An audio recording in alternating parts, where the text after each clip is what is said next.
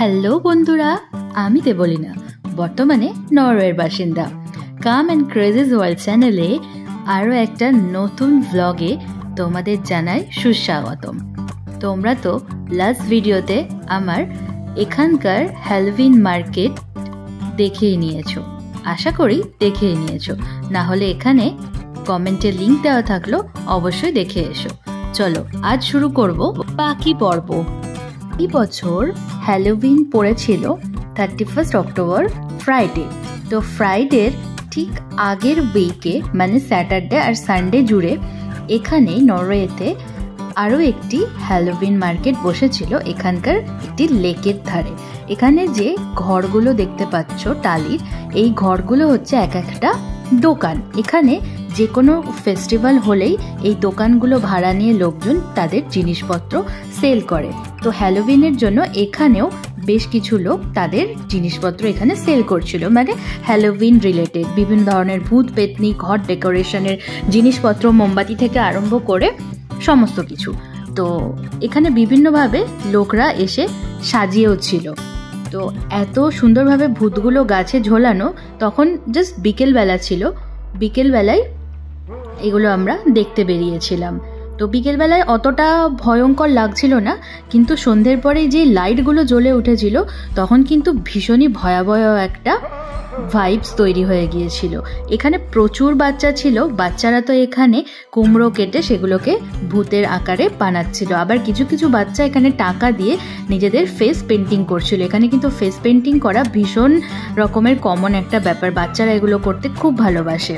আর pumpkin তো হচ্ছে হ্যালোউইনের একটা প্রধান আকর্ষণ, তো বাচ্চারা সবাই এগুলো অ্যাক্টিভিটিগুলো করছিল।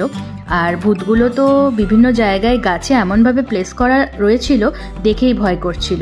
আর একটা জায়গায় তো কঙ্কাল বসেছিল, তারা নাকি ডিনার করছিল। তো তাদের সাথে বসে আমরাও ডিনার করেছি, কিন্তু বেশ মজা হয়েছে কিন্তু। তো এই মার্কেটটা ঘুরে ঘুরে আমরা দেখলাম। আমরা এখান থেকে কোনো জিনিসপত্র কেনাকাটা করিনি, এত প্রচণ্ডই দাম এখানকার ভূতগুলোর। আমি তো ভাবছিলাম কি করা যায়, আর এগুলো কিনে তারপর তো শুধুই পয়সা ওয়েস্ট হবে এত দাম দিয়ে কিনে। তো ভাবলাম যে বাড়ি ফিরে যাই, তারপর আমি ঠিক কিছু না কিছু করে ভূতু বানিয়ে নেব।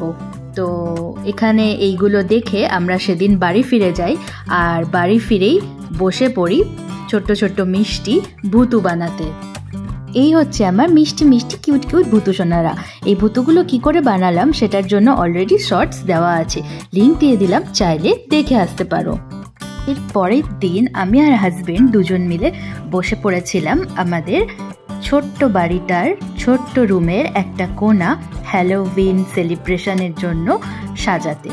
তো আমাদের কাছে টুনি লাইট আগে থেকে একটা ছিল, আর পাম্পকিন দেওয়া টুনি লাইটটা আমরা নতুন করে কিনেছিলাম মার্কেট থেকে, সাথে এই ছোট্ট হ্যারিকেনটা আর ছোট্ট এই বেলুন ল্যাম্পটাও কিনেছিলাম। আর ভূতুগুলো তো আমি বানিয়ে নিয়েছিলাম।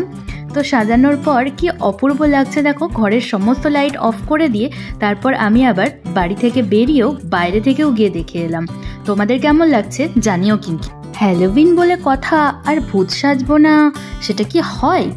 তো আমার কোনোরকম কোনো প্ল্যান ছিল না, জানিও না যে কিভাবে সাজবো কি করব।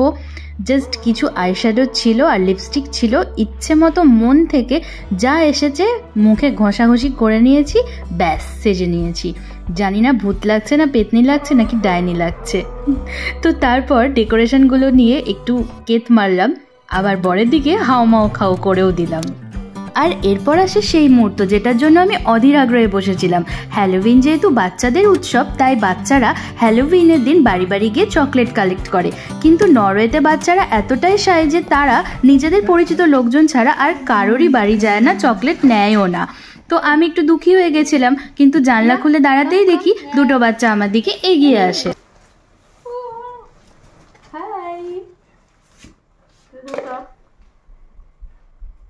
Happy Halloween, happy Halloween, happy Halloween. এত আনন্দ পেয়ে আমি নিজেই লাফাতে শুরু করেছি। তো বেরিয়ে পড়েছি আমরা রাস্তায়, প্রচণ্ড হাওয়া দিচ্ছে, তাই জ্যাকেট চড়ানো ছাড়া কোনো উপায় নেই। তো এখন রাস্তায় দেখবো কি হচ্ছে, হ্যালোউইনের সেলিব্রেশন কোথায় কি হচ্ছে সবটাই চলো তোমাদের সাথে শেয়ার করব। আর আমি পেতনি সেজেছি, কেমন লাগছে আমাকে বলো। বেরিয়ে দেখে একদল ছোট বাচ্চা বাবা মাকে সঙ্গে করে হাতে পাম্পকিন বাকেট নিয়ে বেরিয়ে পড়েছে চকলেট কালেক্ট করতে। হাই। প্রত্যেকেই সেজেছে কঙ্কালের ড্রেস পরে ভূতু, আবার অনেকেই সেজেছে কার্টুনের বিভিন্ন ক্যারেক্টার। তারপর আমরা চলে এসেছিলাম পুরনো স্ট্যাভেঙ্গারের দিকে। স্ট্যাভেঙ্গার হচ্ছে নরওয়ের একটি শহর, যে শহরে আমি থাকি। এখানে তোমরা যে রাস্তাগুলো দেখতে পাচ্ছ এগুলো হচ্ছে পাথর কেটে বানানো, মানে এটা পুরনো, অনেক পুরনো দিনের। স্ট্যাভেঙ্গার হচ্ছে এমনিতেই নরওয়ের অনেক পুরনো শহর। তো অনেককেই দেখলাম হরর মুভির অনেক ক্যারেক্টার হিসেবে সাজতে, দেখে বেশ ভালোই লাগলো। এরপর আমরা খিদে পেয়ে গেছিল বলে চলে গেছিলাম ম্যাকডোনাল্ডস। স্পেশাল পাম্পকিন ল্যাটে পাওয়া যাচ্ছে, তো এই যে পাম্পকিন ল্যাটে নিয়েছি, আর এই যে লাল লাল রক্তের জুস নিয়েছি, সরি রক্তের জুস না, এটা হচ্ছে ফ্যান্টা। তো আর নিয়েছি চিকেন নাগেটস, এই যে বার্গার আর ফ্রেঞ্চ ফ্রাই। আজকে আমরা হ্যালোউইনের দিনে আমি আর আমার পতিদেব দুজন মিলে পার্টি করছি ম্যাকডোনাল্ডসে। তো চলো পাম্পকিন ল্যাটেটা খেয়ে দেখি কিরকম। পাম্পকিন ল্যাটে খাচ্ছি, আবার বলে, এই যে পাম্পকিন ল্যাটেটা খাচ্ছি দেখি। পুরো পাম্পকিনের স্মেল বেরোচ্ছে, পুরো পাম্পকিনের ফ্লেভার দেওয়া, নট ব্যাড, ভালোই আছে। কিছুক্ষণ পর দেখি আরও বাচ্চা আসে। চকলেট কালেক্ট করতে করতে ক্লান্ত হয়ে গিয়ে চলে আসে ম্যাকডোনাল্ডসে আর ড্রিঙ্কস নিয়ে সবাই মিলে মজা করে। এরাও খুব সুন্দর করে সেজেছিল ভূতেদের ড্রেস পরে। তারপর আমরা এদিক ওদিক ঘুরতে থাকি।